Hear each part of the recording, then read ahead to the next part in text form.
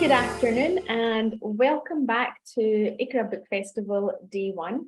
Up next, I have the pleasure of introducing Ali Mehdi, who is a doctor who enjoys reading articles, books on history, politics and economics, all the subjects that I avoid.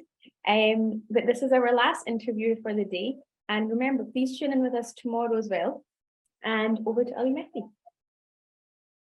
Assalamu alaikum, good afternoon and welcome to everyone. I have the great privilege of interviewing an award-winning author, Peter Oborne. Peter is a British journalist and broadcaster. He presented The Week at Westminster on Radio 4 for 2 decades. He's the former chief political commentator of the Daily Telegraph. He's worked at The Spectator with Boris Johnson and is the author of The Rise of Political Lying, The Triumph of the Political Class and the Assault of Truth, Boris Johnson, Donald Trump, and the Emergence of New Moral Barbarism. He writes a political column for the Middle East Eye and a diary column for the Byline Times. Welcome, Peter Oborne, to tell us about your latest book, The Fate of Abraham. And I'd really like to thank you on behalf of the organizers of Iqra Book Festival and all our audience. Welcome, Peter Oborne. Thank you very much, and thank you very much for inviting me too. Peter, I'd like to begin about your book. What was your main motivation for writing this book? You cover it really well in your prologue. Now, I'd like to tell the audience as well that you have covered your book, The Fate of Abraham, in 4 main sections. The first concerning America and Islam, then Britain and Islam, France and Islam, and the current state of affairs. So what was your main motivation for writing this book? And perhaps you might be able to read a passage as well. Well, it's when I was working as political commentator of The Spectator under, in fact, Boris Johnson was the editor. And it was the time of the Iraq invasion, 9/11, the Iraq invasion, and all of that stuff. And I, as a conservative political writer, I got more and more upset by the coverage of Muslims in Britain and the unbelievable ignorance about Muslim countries abroad. And I was particularly upset by the fabricated reporting and false analysis about Muslims in Britain. And that's what, as I explained at the beginning, I felt that the conservatism, which is what I thought I was, a conservative writer, was turning into neoconservatism, which is not conservative at all. It's a kind of revolutionary doctrine about changing the world, and it's actually the opposite of conservatism, because it doesn't pay attention to due process, telling the truth. It believes in violence and not in getting on together. And I explain a lot of that in this book. But so I set myself out to understand the world, you might say, but to understand Muslims in Britain as well, which you might say is an impertinent thing to do. But I'm going to read out my one quote. So I set out to sort of, I went to the Conservative Party conference, as I did it. It was part of my duty. And I was speaking at I was hosting a Muslim organization. I always did, because I thought they were friendless. And the Conservatives were meant to send along just one MP to speak, one MP. And of course, nobody bothered to turn up. And I was so angered by that, that I got to know the organizers, men they were. And I went to see one of the senior figures. And he said, look, next week or the week after, it's going to happen again. There's going to be the Global Peace and Unity Conference in London. And nobody, it's basically cancelled, i.e. no politician from the mainstream parties, that were Labour, Lib Dems even, or the Conservatives are going to come. So, well, I'm definitely coming in that case. And I went along, and I met so many amazing, fascinating people. I mean, it set me off on so many different journeys. But this is what I write. I describe that event, and I write. Oh, hang on. I set it up. This. I thought it was at the back of my book, but I can't find it. It was basically saying what was going on here. Who were these people? Why weren't they allowed to take part in British society? Why, they weren't. What was explaining? What was explaining what was going on? And that really is a kind of explanation of what my book was about, because the word cancel culture hadn't been invented, but what was going on was that quite a lot of British citizens were not being allowed to play a role in the British public domain. And that's very un-British. Britain is about being fair and everybody can be heard. I didn't like that, the fact that my fellow citizens were being excluded.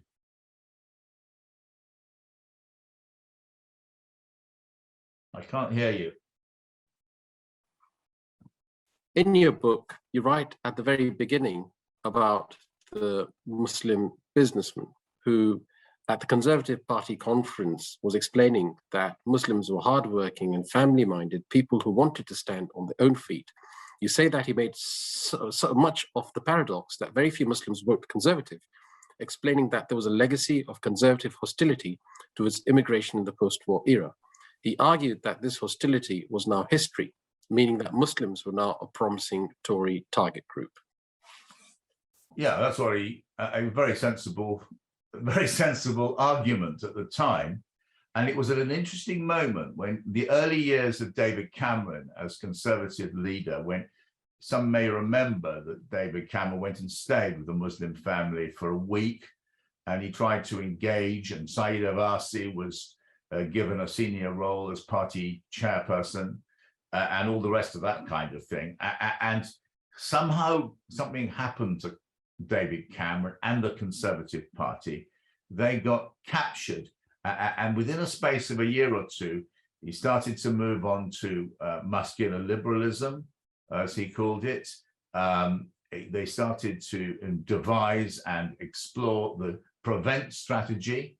And I have a section on that. And they started to, were part, for instance, on this, of the Trojan horse business, which I have a chapter on, which is the Trojan horse business was really a fabricated attack in between the media, certain British think tanks and intellectuals, and policymakers, i.e. politicians, against a community in East Birmingham.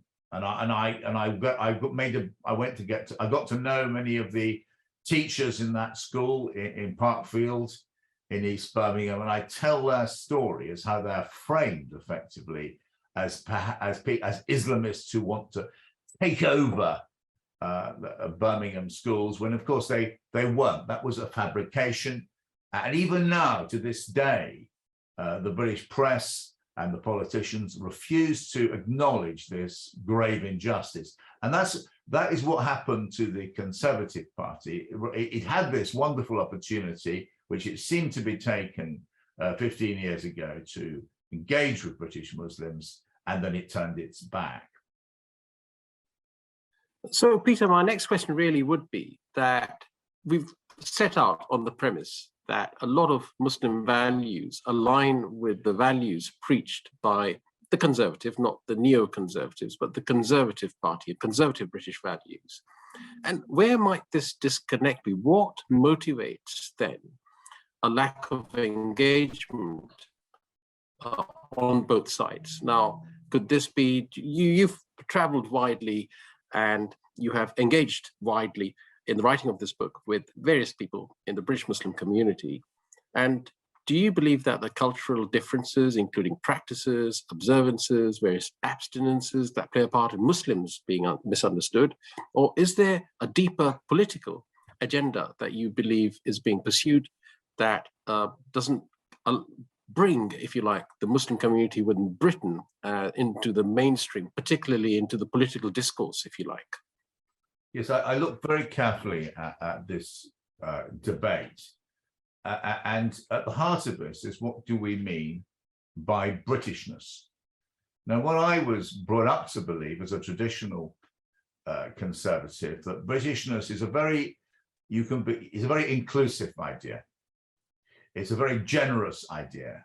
And actually, the Gordon Brown, when he was Labour Prime Minister, had a really good bash at it. It means that you can be, you can be Scottish and British, you can be Welsh and British, you can be Black and British, you can be Jewish and British, you can be Muslim and British. You can it is such a lovely idea, Britishness, because it enables you to belong but retain your own identity. Another word for it actually is multiculturalism.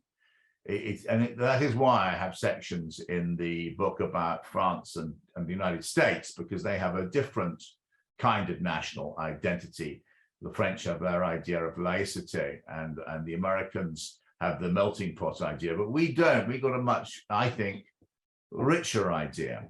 And one of the central arguments in my book is how the neoconservatives who took over really the Conservative Party in many ways, bringing with them the idea of coercive liberalism, which demands a single national identity, very much along the United States lines, or what Macron is trying to establish in France now, pushed on by the far right, whereby you're not allowed to have your unique customs or your unique ways of thinking and your religious values. That just to finish off that line of thought, actually, I mean, at the heart of conservatism, as set out by its founding father, Edmund Burke, is the idea of religious liberty. I see a lot of what's going on at the moment with the Prevent strategy and others as an attack on religious freedom. I find that very interesting. I'll come to a question from Nadeem Patti very soon, but you speak about an attack on British freedom or the freedom of religion. Now, it is quite ironic, isn't it? On one hand, you did mention laicite in connection to the French state's attitude to separating state from religion. However, isn't there an irony in that the head of state, King Charles, is actually also the supreme governor of the Church of England?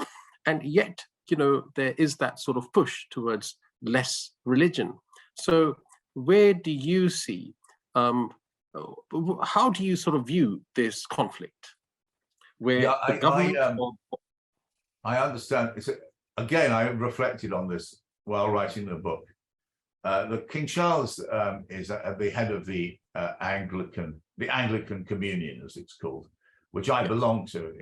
I was brought up as an Anglican, and as a matter of fact, my wife is a Church of England priest. And Anglicanism, she would agree with all of this, I don't think, but the Anglicanism it was a solution to a very difficult political problem and a problem of theological problem, which confronted England, as it then was, in the 16th century, when you had Catholics threatening to invade, Catholic monarchs, Catholicism internally seen as the enemy of the state, and at the same time you had the kind of extreme Protestants, the Lutherans, the Calvinists, etc. And Anglicanism was kind of invented by Queen Elizabeth I. We've had two great Queen Elizabeths, by the way, Queen Elizabeth I, and she came up with this wonderful. She was a genius, a political genius, our greatest monarch. I mean, we've had our two greatest monarchs are both called Elizabeth. They're both women, and they're incredible. Elizabeth I came up with this wonderful phrase: We don't look for windows in men's souls. We don't try and tell you what to believe. We allow you, within the constraints of observing the law of the land, to have to pursue the life that you believe in, and that is ultimately the religious settlement. It probably will have to be adjusted by the King Charles III. He's made some suggestions, because it seems most unjust, for instance, that only Anglican bishops are in the House of Legislators, and not rabbis or imams or priests, Hindu priests, and so forth. But that is the religious settlement, which is now under fire. Well, it's not institutionally under fire, but secularism has been the dominant mode in public debate, I think it's fair to say, and is very suspicious of religious doctrine. So again, going back to this question about the disconnect, could it be, now you did very eloquently explain how secularism plays a major role in our society, and there were controversies in the 80s and 90s that did concern the Muslim community. There was a conflict, if you like, of freedom to speech versus the boundaries of disrespect. Yeah. And could it be that in the 1960s, society as a whole moved away from that concept of deference? Could it be that led to what we understand is now freedom of speech, and then the boundaries of respect or disrespect have been blurred? I'm thinking more like in the 80s, one of the things that the Muslim community was confronted with was its association with the unrest, or if you like, there was a huge amount of angst in the Muslim community connected to the Rushdie affair. There obviously was a conflict.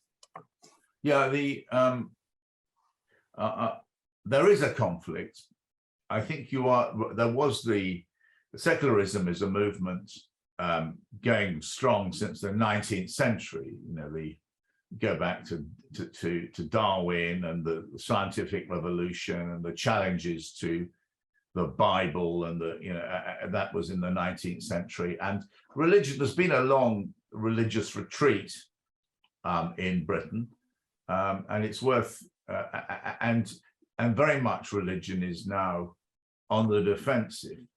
Now, the secularists make, in my view, outlandish claims to be disrespectful of the insights and wisdom which religion has. I'm talking generally about all religions here, not specifically about Islam. This is a really difficult place. For instance, the Charlie Hebdo felt that they could say whatever they liked and portray the prophet in really obscene circumstances. Now, I don't think that is acceptable, and I don't think that's acceptable.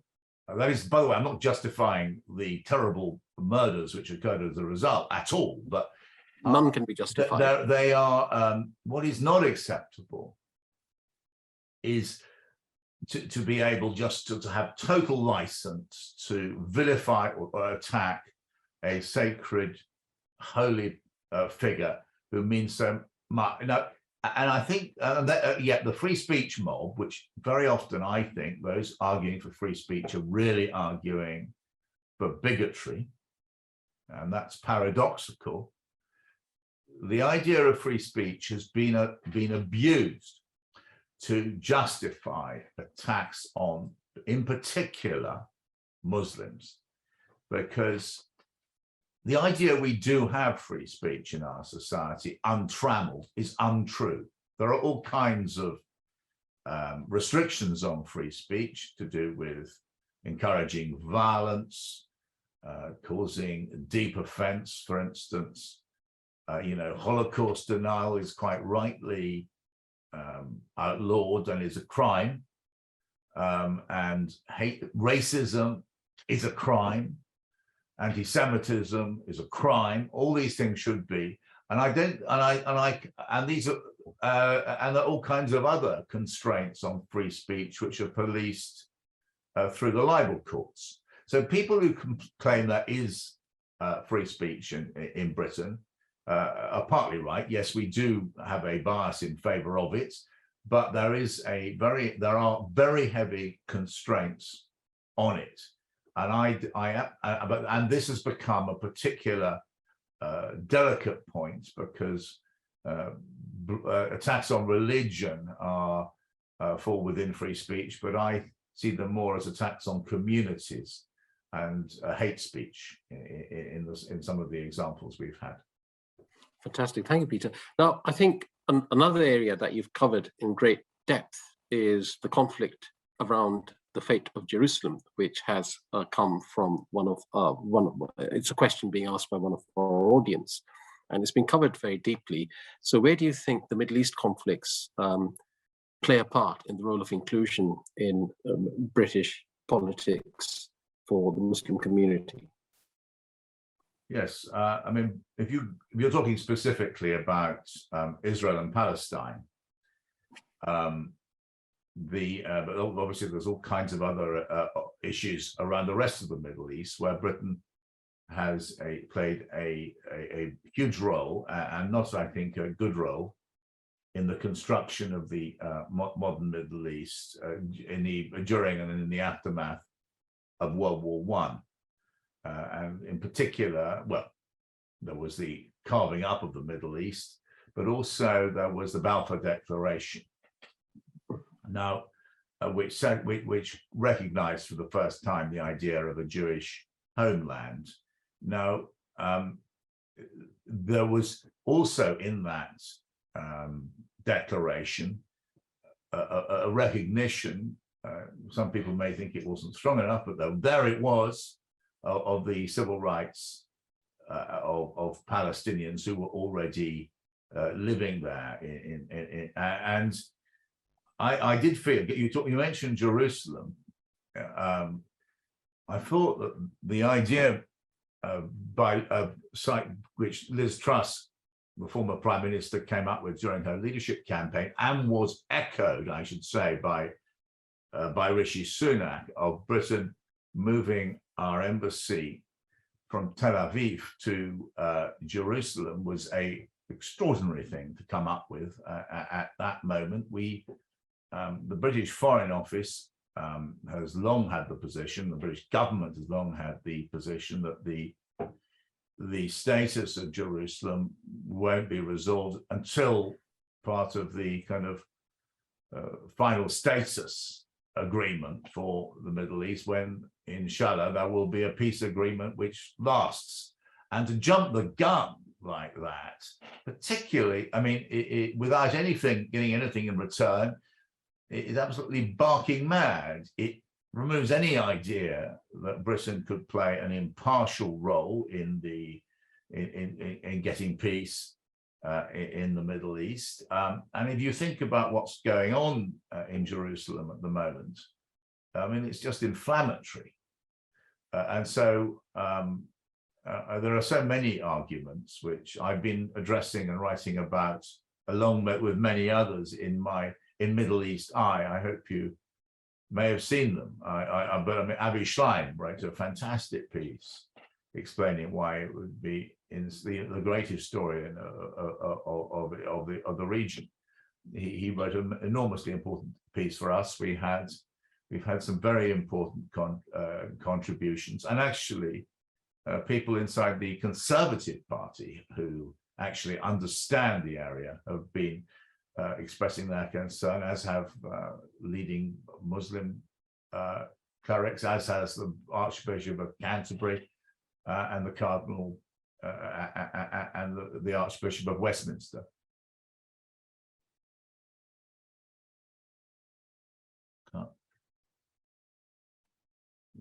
Thank you very much, Peter. No, thank you. We've got another question the question is, do you see that there are any fundamental values, you've traveled widely, fundamental values within the Muslim community that could possibly inhibit a Muslim from occupying a front bench position, let alone becoming prime minister? There's the possibility that a practicing Hindu could be a prime minister of this country. Yeah, I think Rishi Sunak is very likely to become the next. I hope he does, because I think it would be a disaster if, I don't know if you're allowed to have political opinions in Iqra, but anyway, I think it would be very unfortunate if Boris Johnson became prime minister. I can see no obstacles whatsoever to a practicing Muslim becoming British prime minister. I hope that happens. In fact, I think it's most important that Britain is a multicultural country. We're very lucky to have a large number of important faith groups here, and I can't see any obstacle of any kind to that happening. So we'll go back a little bit, rewind a little bit. You mentioned Elizabeth I, one of the great Elizabeths that we've had as monarchs of this country. And you very eloquently cover the connection of Islam with this country going back to the 8th century, to the time of Bede, and a deeper involvement of Elizabeth I as well. Could you please elaborate for our audience what you uncovered as part of your investigation and research? Yes, well, the central argument, maybe I'll find this quote, I didn't manage to find the others. I tried to prepare myself, is that there is a remarkable continuity between the Islamophobic or anti-Muslim rhetoric, which you can find so widely today in Britain and the United States, with which, of course, we have a common history, and the sort of language which was used more than 1,000 years ago. You know, as I say here, the Venerable Bede is regarded as the father of English history. He is also the father of English propaganda against Islam. Like many later propagandists, Bede condemned Islam without any first-hand knowledge of it and without meeting a single Muslim. And then you can trace, I do trace, the Venerable Bede to Pope Urban II at the Council of Clermont, when he dispatched the First Crusade and was full of most appalling rhetoric. And then I move on to return to the subject of Elizabeth I, to her very warm correspondence with the caliphs in the Ottoman Empire, with whom she, from Suleiman, the lawgiver onwards, she had extremely warm relationships and exchanged gifts with them and many members of that court. So it's not always a hostile relationship by any means, and it is notable that both the Queen Elizabeths had wonderful relationships with Islamic states. Thank you, Peter. Now, we've also had a question about the history of the slave trade and the relationship of the deep involvement that the European colonial powers had in the slave trade.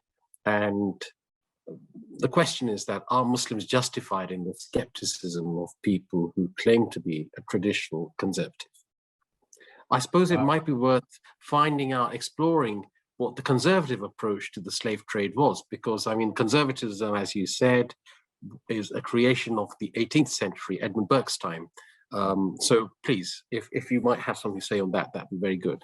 Yeah, the first thing to say is that looking at the slave trade, I can't see any difficulty in examining our past crimes.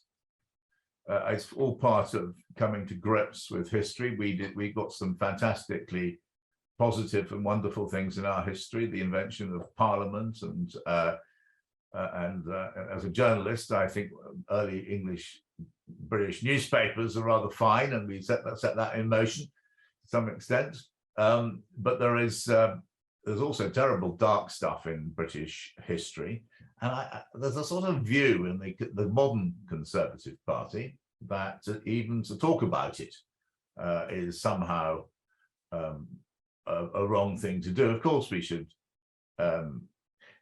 talk about it and fully acknowledge that the fact that huge profits and huge fortunes were made by British involvement in the slave trade. I like to add to that Britain played a pretty distinguished role in fighting the slave trade, and we abolished it pretty early on, and that it's fair to acknowledge that as well.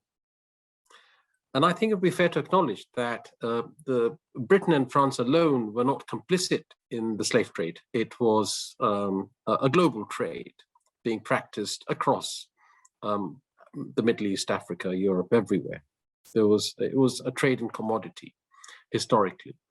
I think it's only fair to ask that after all this research and fantastic piece of investigative work that you've done, what do you see is the future as things stand, unless any intervention, any positive intervention happens, or for that matter, where do you see all of this going just now? If you like, the fate of the Muslim community moving forwards. Yeah, I'm quite gloomy. Not universally. I think in the United States there are some signs that under Joe Biden, these sort of manic, sort of anti-Muslim conspiracy theories, which flourished under Trump and under actually Obama, I'm afraid, that the word is getting better. But in Britain there are, and then of course we have what's happening today in India, what's happening today in China. It's very dark indeed. On the other hand, in Britain, and in Europe, I think it's quite frightening.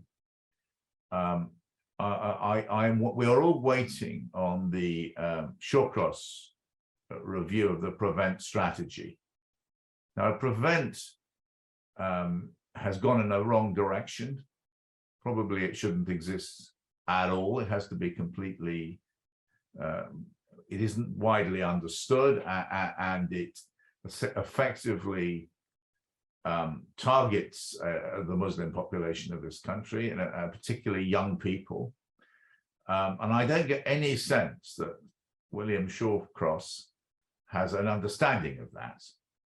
And all the hints we're getting is that the Shawcross inquiry will actually intensify Prevent,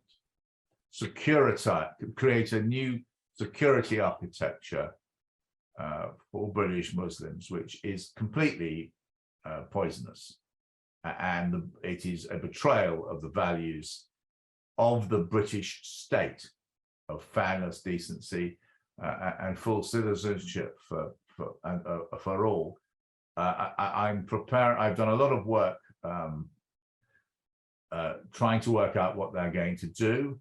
I think we would have heard already, but for the intense political instability at Westminster, i.e. sort of everything's on freeze. But at some stage, the British government is going to announce, the British Home Secretary will announce the Shawcross review. I mean, amongst all that gloom, where do you see the silver lining from your travels within the Muslim community? Any green shoots emerging that could potentially transcend this gloom?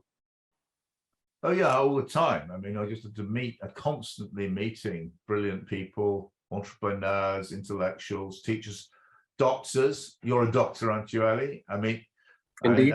And you'll have seen a Prevent strategy at first hand in that case because of the public sector obligation. And of course, there's immense reason for hope, and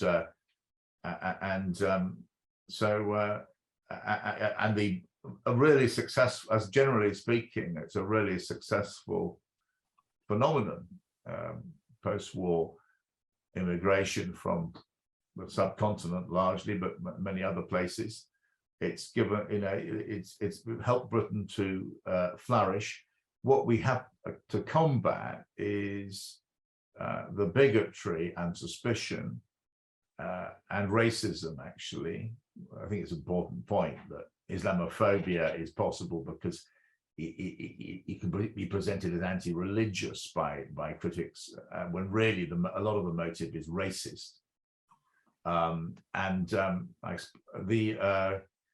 I mean, there's lots of reasons for hope, but we have to, I think we have to come out and make arguments now. And that's what I try to do. That's why I wrote this book and why I will continue to make an argument against what are effectively bigoted policies by the British government. And the Labour Party doesn't do enough to combat them. Yes. So I have another question from the audience. As you're probably aware, at the heart of the South Asian community, be it India or Pakistan, cricket is a great leveler, and it is something that is almost equal to religion. So somebody would like to sort of, find out within our audience about if you would like to come back and talk about the Wounded Tigers, a history of cricket in Pakistan at a future book festival. I'd love, don't worry, you couldn't keep me away. Tomorrow, we've got India v Pakistan, haven't we? In Australia. I'm not entirely certain. I haven't been following it's myself. Quite a match. It's the opening match for both countries, I think, in the T20 World Cup. And I'm really kind of looking forward to that. And I know that's a subject very close to my heart. As you know, I've written a book about the history of Pakistan cricket. And it's a subject I love and return to. So I believe it's on. Somebody reminds me. So, Peter, thank you so much for your time. I'm absolutely grateful that you have found time from the maelstrom that has affected Westminster, where I'm sure there'll be a lot to write about. And this is absolutely a busy time for you. In the sort of, doctor's analogy, it's almost like the hospital is being faced by emergency pressures, ambulances waiting outside. And I suppose in journalistic speak, this would be that sort of time for you, but it's probably happened a bit too often recently. So I'm really, really grateful on behalf of Iqra Book Festival that you've been able to talk to us about the fate of Abraham. And on behalf of everyone in the audience, and Iqra Book Festival, I wish you the very, very best and hope that you're able to come back and speak to us again. Is there one final message that you'd like to give before we close? Well, no, but I just like to say what fun it's been to talk to you, and please invite me back. And actually, the other thing is that this political crisis, which that is what we are undergoing at the moment, it may be that this is the high watermark of this very unpleasant move of conservatism towards outright bigotry. And I am hoping that the political constitutional collapse what we are suffering as a nation can allow us to rethink the things which have clearly gone very badly wrong in the last few years, and that we can start to learn to talk to one another again as a nation in a civilized way, without having to smear each other, insult each other, and use the language of hatred so much. And I think that it may be, we don't know which way it will go, but maybe this can help us come back to civilized conversations such as the kind that has been going on at this festival. Thank you so much, Peter. So Peter Oborne, The Fate of Abraham, published by Simon & Schuster, is available for anyone to buy. And it was been a thoroughly enjoyable read. And Peter, above all, it's been thoroughly enjoyable and illuminating speaking to you. Thank you very much and wish you the very best. Thank you.